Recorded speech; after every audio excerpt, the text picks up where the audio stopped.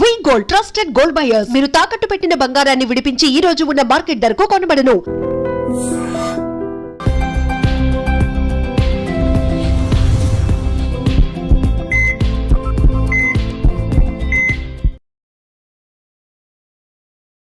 నమస్తే, welcome back to IT media. నేను మీ Jhansi. So ఈరోజు మనతో ఉన్నారు డాక్టర్ చిటిపొట్ల మధుసూదన్ శర్మ గారు, ఎండి ఇన్ ఆయుర్వేద.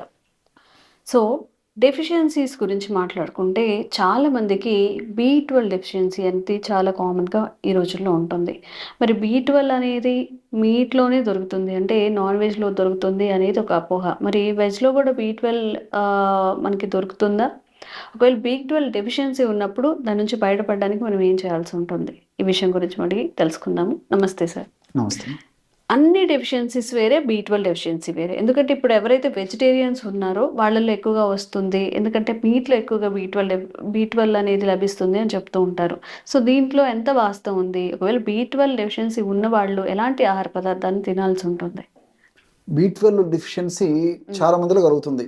మీరు చెప్పినది వాస్తవ సత్యం అమ్మా.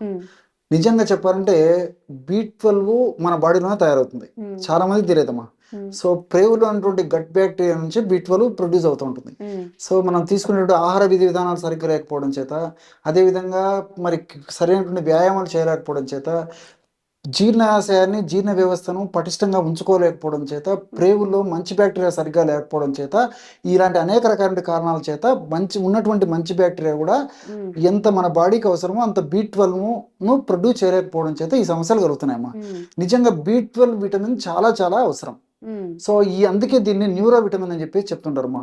తెలివితేటలకి, మేధాశక్తికి, బ్రెయిన్ సెల్స్ బాగా పనిచేసేందుకు, నరాల చైతన్యవంతంగా, నరాలు సమర్థవంతంగా పనిచేసేందుకు, రక్తం ఉత్పత్తి అయ్యేందుకు, ఇలా ఒకటేమిటమ్మా అనేక రకాలైనటువంటి శరీరంలో జరిగేటువంటి అనేక కర్తవ్యాలకి B12 చాలా చాలా అవసరం.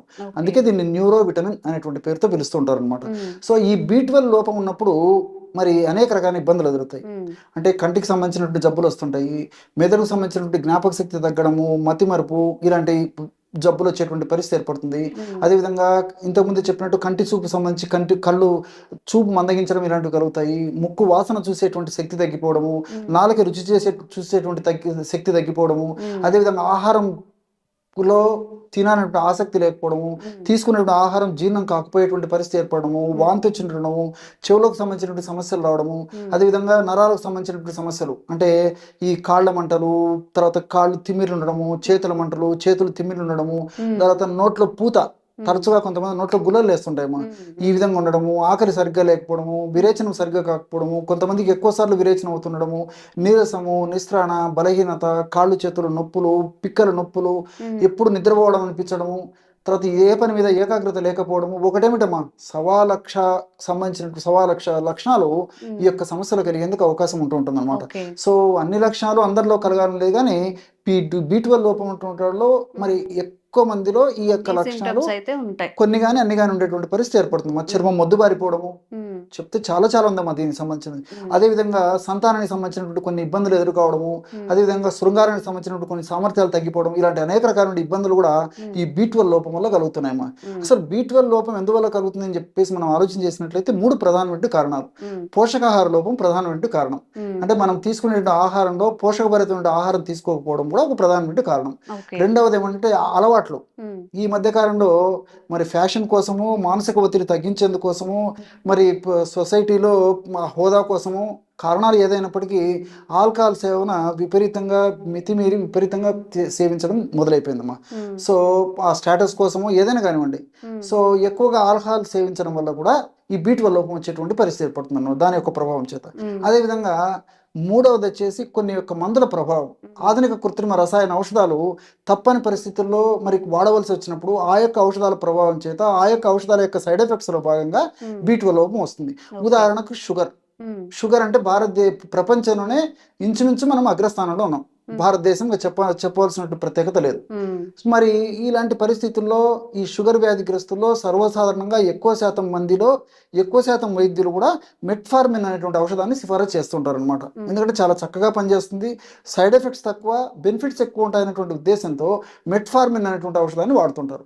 ఎక్కువ కాలం పాటు మెట్ఫార్మిన్ అనేటువంటి ఔషధాన్ని మధుమేహం వ్యాధి లేదా షుగర్ వ్యాధి లేదా చక్కెర వ్యాధి నియంత్రణకి వాడుకోవడం వల్ల B12 డెఫిషియన్సీ వచ్చేస్తుంటుంది అనమాట.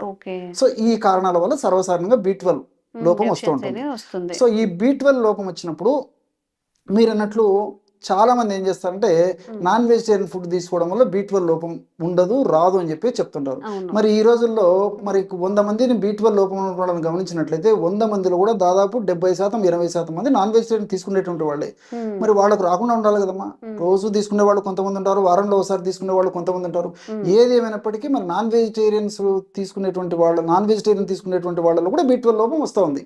సో నేను ఇంతకుముందే చెప్పినట్టు గట్ బ్యాక్టీరియా సమర్థవంతంగా లేకపోవడం చేతనే ఈ సమస్య కలుగుతుంది అనమాట. సో వెజిటేరియన్ డైట్ అంటే ఇప్పుడు పాలు, పెరుగు, వెన్న, నెయ్యి, మజ్జిగ వెజిటేరియన్ గా భావించబడేటువంటి ఈ వెజిటేరియన్ ఆహార పదార్థాల్లో B12 బాగుంటుంది.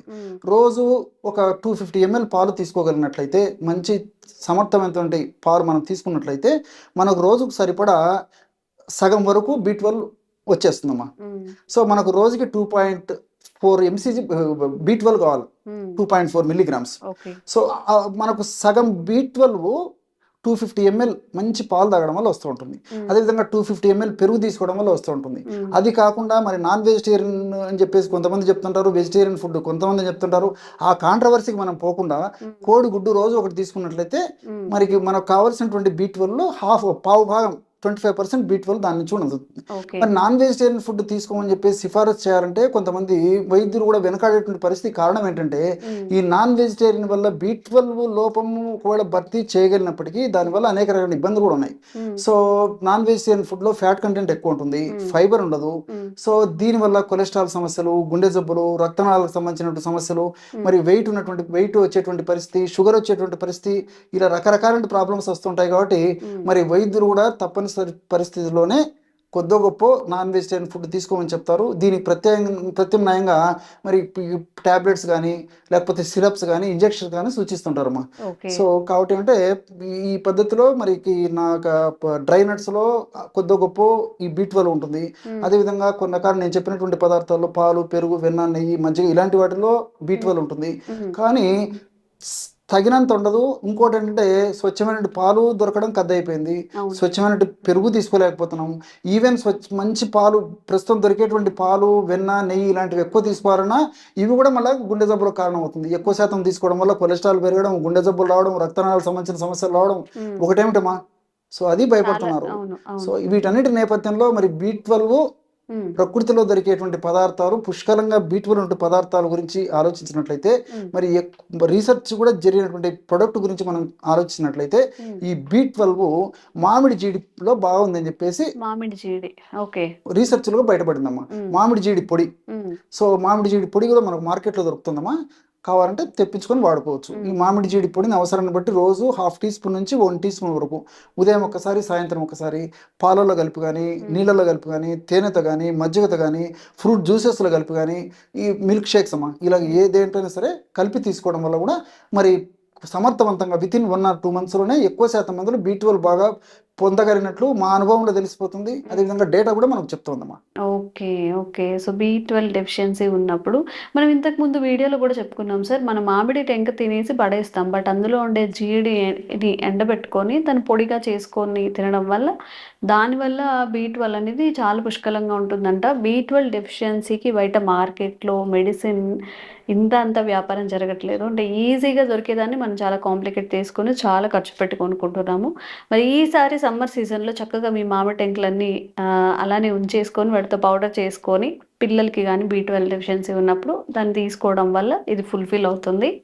Thank you so much sir. నమస్తే. And for more videos, please subscribe to iDream. Please subscribe to iDream. Please subscribe iDream. And please subscribe to iDream. For more videos, subscribe to iDream. please like, share and subscribe to the channel.